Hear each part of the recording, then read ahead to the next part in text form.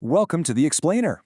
Today, we're diving right into an absolute engineering marvel, one of the most important components in all of radio history, the vacuum tube. For decades throughout the 20th century, these intricate, glowing glass bottles were literally the beating heart of global communications. And you know what? They still hold a deeply revered and highly practical place in amateur radio today. I mean, looking at one, it kind of seems like magic, right? How exactly does an empty glass tube take a faint little whisper of a voice and translate it into this massive, booming global radio signal? Well, the answer lies in understanding some pretty incredible, yet totally invisible, physics. So we're going to build a vacuum tube from the ground up today, piece by piece, to see exactly how it ticks. Here is our step-by-step evolutionary journey. We'll be looking at 1. Boiling electrons. 2. Diodes, one-way traffic. 3. Triodes, the amplification valve. 4. Tetrodes, shielding the grid. 5. Pentodes and beam tubes. And finally, 6. High-power RF amplification.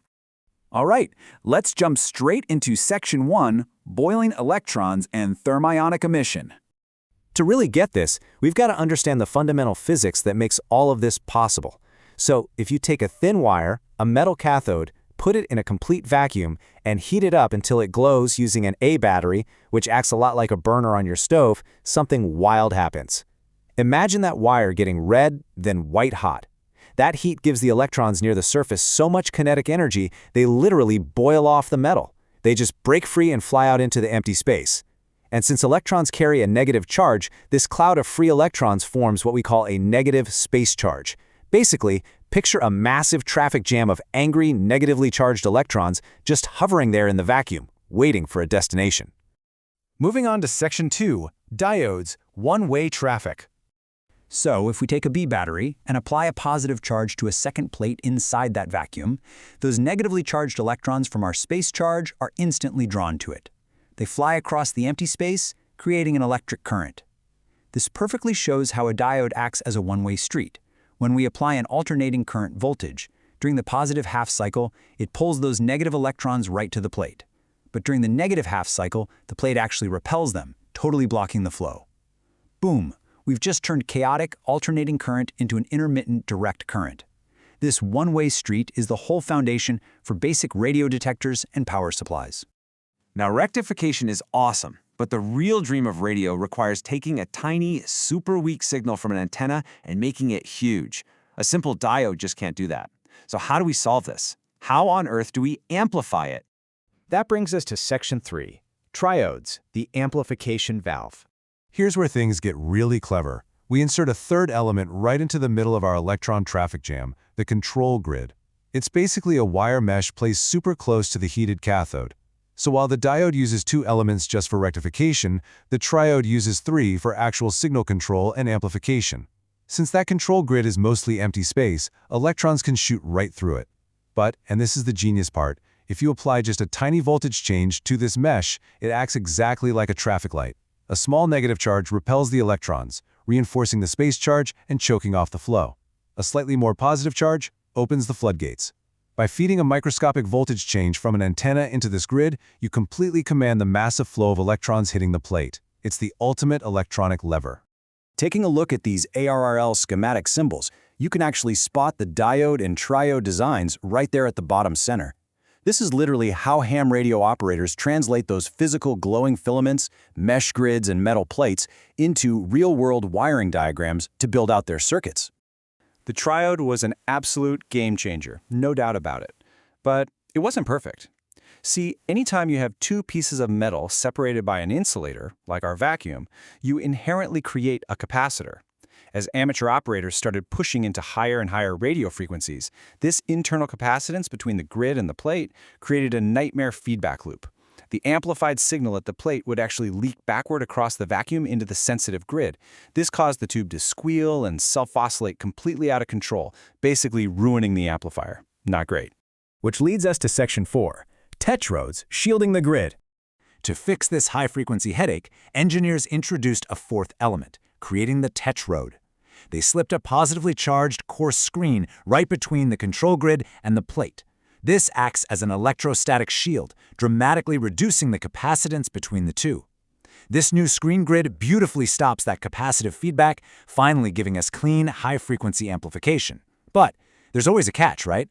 By accelerating the electrons so violently toward the plate, they accidentally created a brand new traffic hazard inside our glass bottle.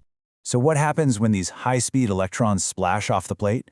Well, they're moving so incredibly fast now that they hit the plate hard enough to physically knock other electrons loose. It's a phenomenon called secondary emission. Literally, electrons splashing off the plate. In the older triode, they just fall back down. But in our shiny new tetrode, they get pulled backward into that highly positive screen grid we just installed. This creates a reverse current, draining our power and totally wrecking our efficiency. All right, Section 5, pentodes and beam tubes, stopping the splash. The fix here? We need a way to catch those splashing electrons and bounce them right back where they belong. Enter the pentode.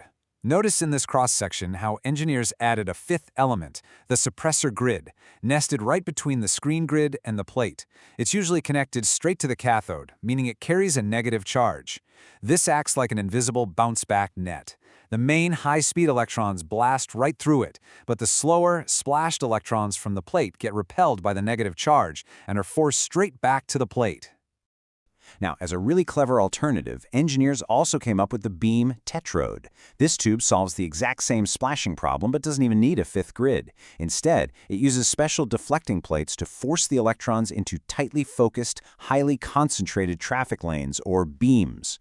By packing the electrons so densely together, the sheer negative force of the beam itself pushes any splashed electrons right back into the plate. The result? Massive power output and high plate currents with very little driving energy. Seriously brilliant stuff. And that brings us to Section 6, high-power RF amplification, the enduring legacy. This entire journey shows us why these intricate glass bottles are still revered in modern amateur radio today. Looking at this evolution, every single grid was a deliberate fix to master the physics at play. We started with the diode for one-way flow. We added the triode's control grid for amplification. Then the tetrode's screen grid fixed high-frequency capacitance. And finally, the pentode suppressor grid, or the focused beams of the beam tetrode, fixed the electron splash.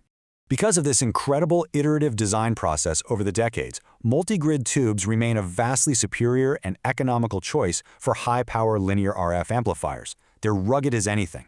They can survive severe antenna mismatches that would instantly fry a modern solid-state transistor. And as the ARRL literature points out, these beam tetrodes let operators worldwide achieve massive signals while needing barely any grid driving power to push them. So it really leaves us wondering, as solid-state technology keeps advancing, with transistors getting smaller and more powerful every single year, will they ever truly replace the sheer, rugged simplicity of boiling electrons in an empty glass tube? The vacuum tube is an absolute triumph of physics and a glowing reminder of how far the art of radio has really come. Thanks so much for joining me on this explainer. Keep learning and stay curious.